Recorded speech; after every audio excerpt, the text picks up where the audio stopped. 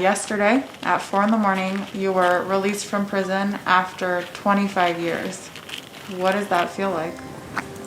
What do you feel like being released after 25 years? Well,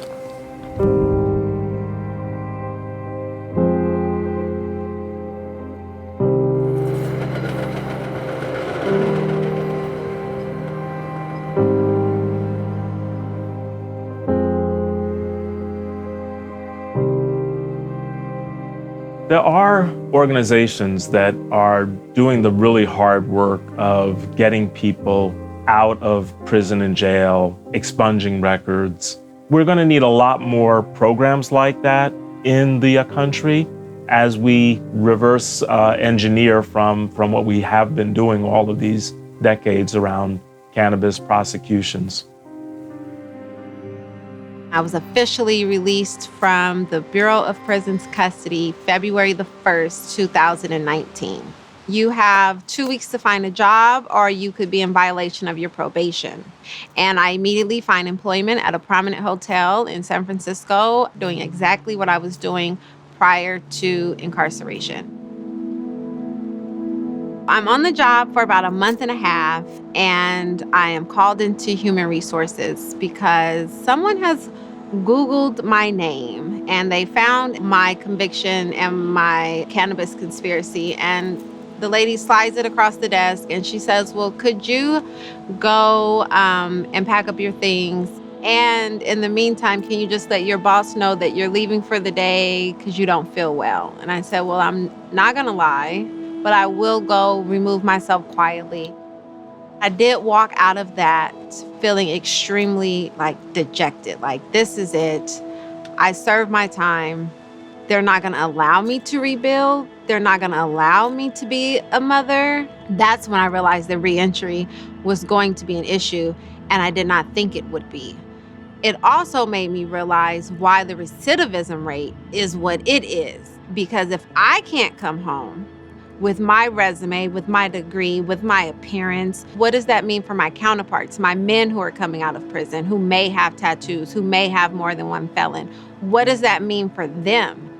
I thought if I really were a criminal, I would probably have returned to criminal activity, because at the end of the day, I have rent, I have groceries, I have all of the expenses, and I just went and got an extra waitressing gig. So now I'm waitressing at 3 different places.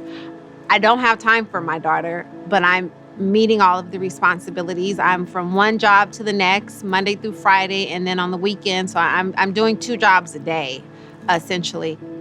Right now, even though I'm out and even though I got clemency and I'm free, the bondage is not over. I have 10 years of papers over my head. So anything that you do, you're going to have to walk a thin line and walk straight forward on parole, or you're going to go right back to where you just left from. You can't even get a speeding ticket on parole because that's a contact with the police. So you're going to have to report that. It's blocking me from opportunities and be in the industry all the way. You feel what I'm saying? I would like to be in the cannabis industry and be a bigger part of it. And I can't because I'm on paper, so I can't be around a plant, be around weed and do stuff like that. So I want to work on getting a pardon so I can actually do everything and get my own genetics and be really a part of this industry and really a part of the plant and really a part of the whole cannabis world. For people of color who do want to enter the cannabis industry, it's a really, really tough battle. Right now, sort of this patchwork of state and local regulations makes it really hard for the institutions and investors that one would need to really grow a business to enter into it. So access to capital is particularly difficult in the cannabis industry.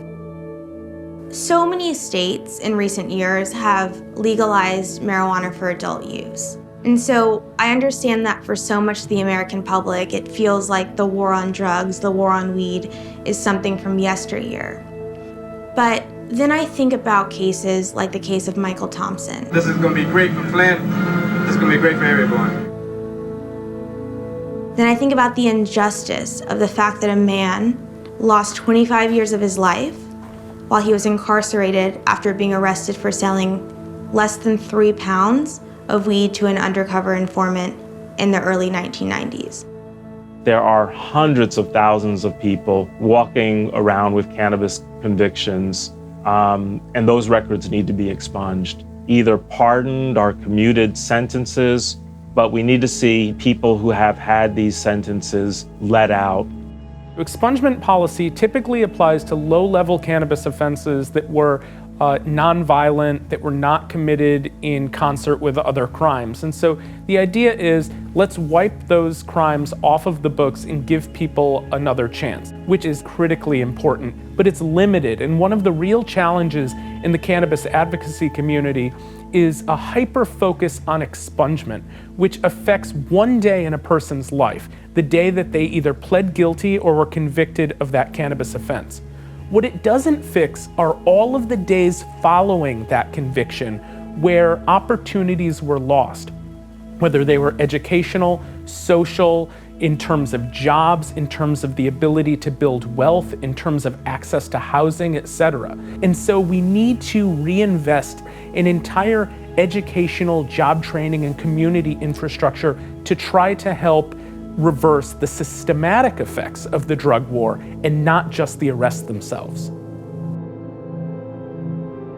We're seeing the kinds of tax revenues that are generated from cannabis sales. We're seeing a movement for a portion of that tax revenue to go back into communities that were harmed. And all of that makes for social equity and is really necessary if we are to begin to address and correct the harms of the past.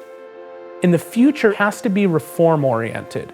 It has to recognize not just what public opinion says, but it has to recognize what the scientific community says about the medical value of cannabis.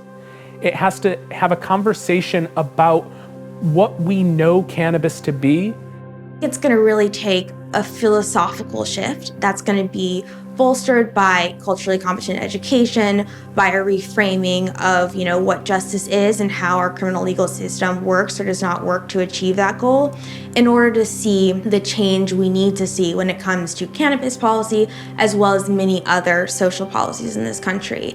And only then can the future of cannabis policy in the United States be a safe one, a regulated one that accepts that there are risks, but one that is ready to manage those risks in a responsible way. This is nothing like freedom. Nothing like freedom. My thing is, I didn't experience it, man, for 25 years, and whatever I can do to help somebody else bring awareness to what's going on, I'm all for that, man. I'm not for myself. I get my blessings from God. So I'm all right, man, And now, I got that out the way. Now, I was going to let you know I'm happy. Yeah!